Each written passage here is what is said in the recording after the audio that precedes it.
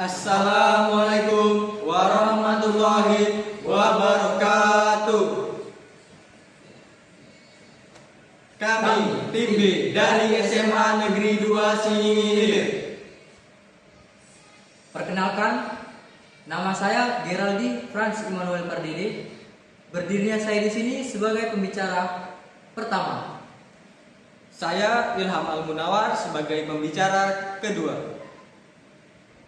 Saya Ebenezer Tua Sitohang sebagai pembicara ketiga. Pergi tamasya ke Kalimantan, pulangnya membawa ketan. Sekolah kami memang dekat Sawitan. Adu argumen boleh dilawan.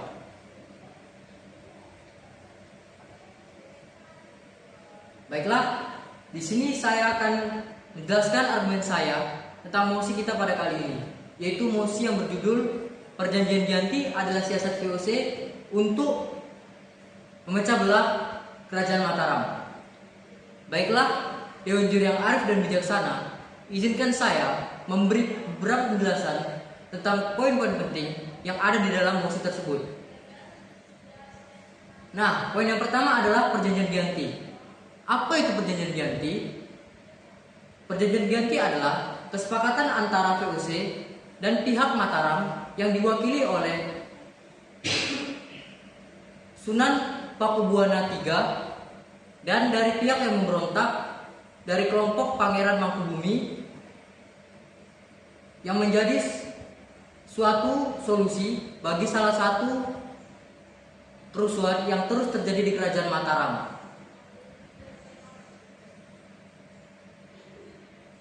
Nah, Perjanjian Giyanti ini ditandatangani pada tanggal 13 Februari tahun 1755.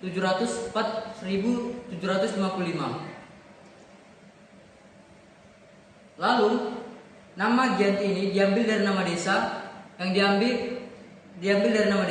yang dimana desa ini menjadi tempat atau lokasi ditandatanganinya perjanjian tersebut, yaitu desa yang bernama Desa Giyanti. Lalu kita masuk poin yang kedua, yaitu siasat. Apa itu siasat? Siasat berarti muslihat, taktik yang diawali dengan tindakan, lalu dilandasi dengan kebijakan, akad untuk mencapai suatu maksud atau tujuan.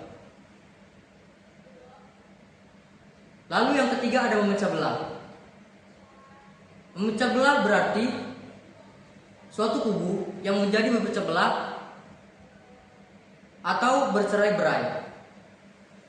Lalu yang keempat ada Mataram Islam.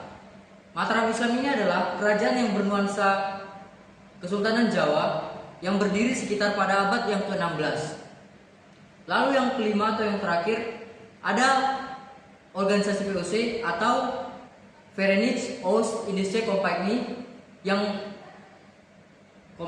merupakan perusahaan dagang Belanda yang didagangkan di wilayah Hindia Timur. Nah, dari beberapa poin-poin yang sudah saya sebutkan tadi, saya menegaskan bahwa saya sangat-sangat tidak setuju dengan mosi tersebut. Mengapa begitu? Nah, Perjanjian Giyanti ini memiliki tujuan untuk meredakan konflik yang terjadi di Kerajaan Mataram. Ini membuktikan sebelum adanya Perjanjian Giyanti sudah terjadi konflik internal yang terjadi di Kerajaan Mataram tersebut.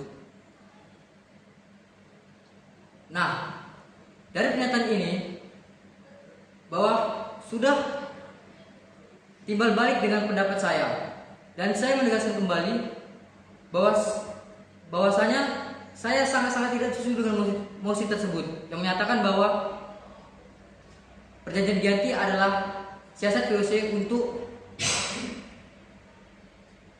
memecah belah Kerajaan Mataram.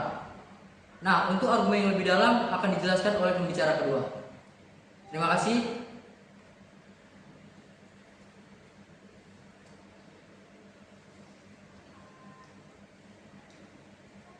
Baiklah, di sini saya akan melanjutkan argumentasi dari pembicara pertama.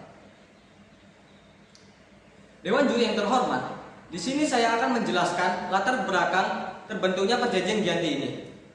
Perjanjian Giyanti adalah perjanjian yang ditandatangani pada tanggal 13 Februari 1755. Hal ini dilatar belakangi atau perjanjian ini terjadi akibat atau imbas dari terjadinya konflik internal atau perpecahan yang terjadi di keluarga kerajaan Mataram tersebut. Perpecahan tersebut terjadi karena perebutan kekuasaan atau tahta kerajaan yang akan diwariskan pada calon raja, yakni Pangeran Pakubuwono II, Pangeran Mangkubumi, dan Raden Mas Said. Hal ini berdasarkan jurnal yang disusun oleh Fitri Amnesty. Nah, hal ini dapat menjelaskan bahwa sebelum terjadinya Perjanjian Giyanti ini, Mataram sudah terpecah belah, dan bagaimana bisa kita mengatakan bahwa Perjanjian Giyanti adalah siasat VOC memecah belah Mataram, sedangkan Perjanjian Giyanti terjadi akibat munculnya perpecahan atau konflik atau imbas dari konflik Mataram yang terjadi di Mataram tersebut yang mengakibatkan terjadilah Perjanjian Giyanti tersebut. Nah, selain itu banyak peristiwa-peristiwa lain yang melatar belakangi runtuhnya atau melatar belakangi pecahnya kerajaan Mataram. Konflik-konflik internal ini terjadi pada tahun 1645 sampai 1777.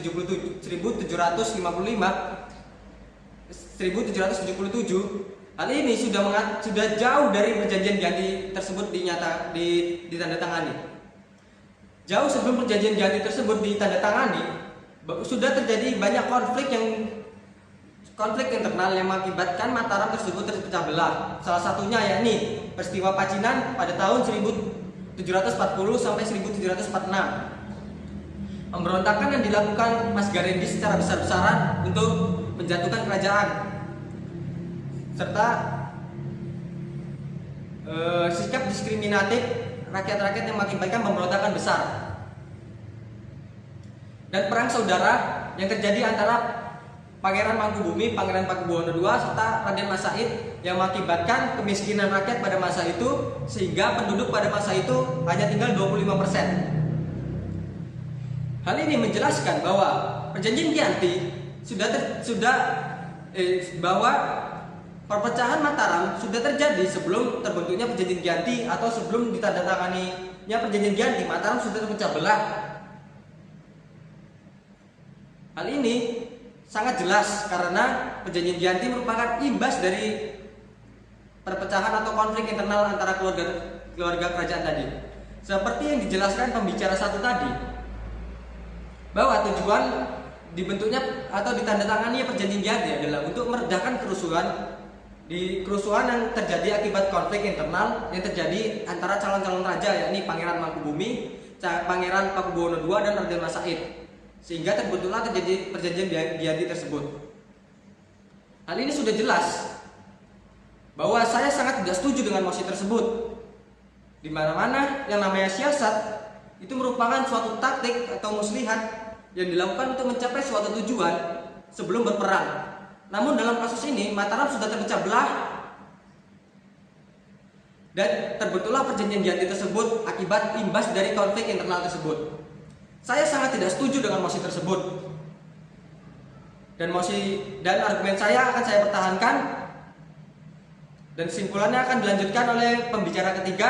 Sekian dari saya, terima kasih.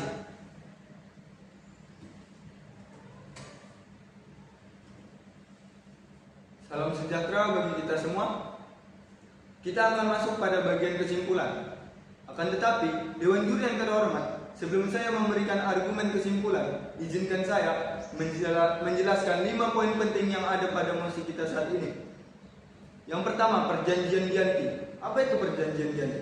Perjanjian Giyanti adalah perjanjian antar VOC dan Kerajaan Mataram yang diwakili oleh Sunan Pakubuwono III dan para pemberontak dari Pangeran Mangkubumi. Yang kedua, siasat. Apa itu siasat? Siasat adalah muslihat atau taktik untuk mencapai sebuah maksud ataupun tujuan. Yang ketiga, VOC. VOC adalah gabungan perusahaan-perusahaan dagang milik Belanda. Yang keempat, memecah belah. Memecah belah artinya terpecah, bercerai-cerai, tidak bersatu. Yang kelima, Mataram Islam. Mataram Islam adalah salah satu kerajaan terbesar di Jawa pada abad ke-5, pada abad ke-16. Lalu kita akan masuk pada bagian kesimpulan. Kesimpulannya, saya sangat tidak setuju pada mosi ini. Mengapa? Karena Mataram sudah terpecah sebelum adanya perjanjian Giyanti. Dan juga perang antar saudara yang melibatkan krisisnya ekonomi ataupun menurunnya penduduk-penduduk Mataram, kerajaan Mataram. Dan yang ketiga, perjanjian Giyanti dan VOC tidak ada hubungannya dengan terpecahnya Mataram. Mengapa saya katakan begitu? Karena perpecahan Mataram sudah ada pada tahun 1645 sampai 1777.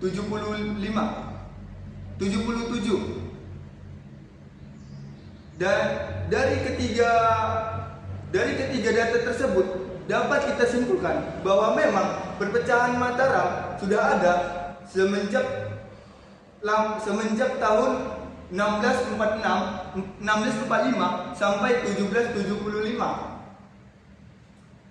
Dan tahun itu jauh sebelum adanya perjanjian Giyanti. Jadi saya tegaskan kembali, saya sangat-sangat tidak setuju pada mosi ini.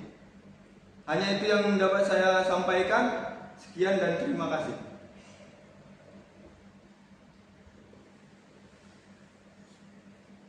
Sekian dari kami. Wassalamualaikum warahmatullahi wabarakatuh.